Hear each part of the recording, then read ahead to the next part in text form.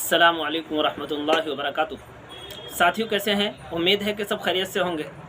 इससे पहले हमने आप हजरात के लिए एक वीडियो अपलोड की थी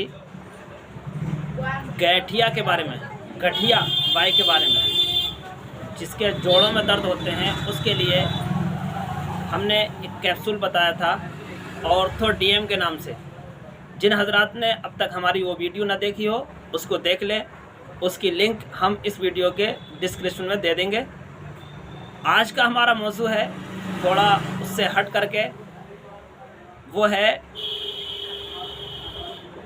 आस्था डीएम कैप्सूल के बारे में।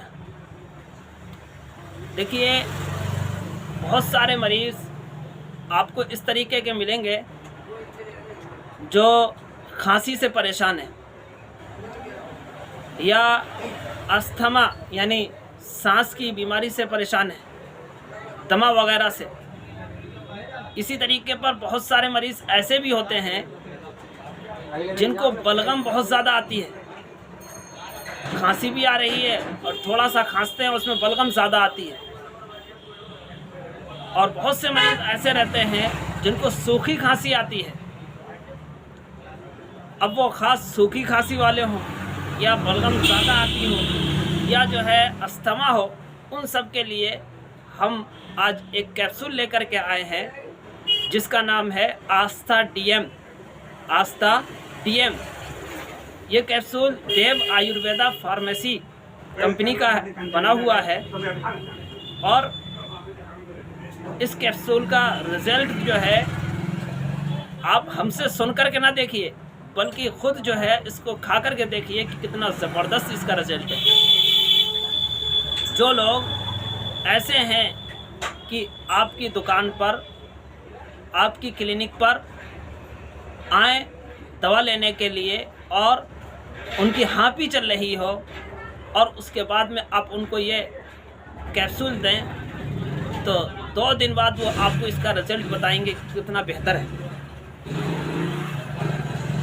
इसी तरीके पर कुछ पेशेंट ऐसे रहते हैं कि जिनको बलगम बहुत ज़्यादा आ रहा है, वो भी जब इस कैप्सूल को बताएंगे तो बताएंगे कि अब तो जो है आधा फ़ायदा हो गया 2 दिन के अंदर।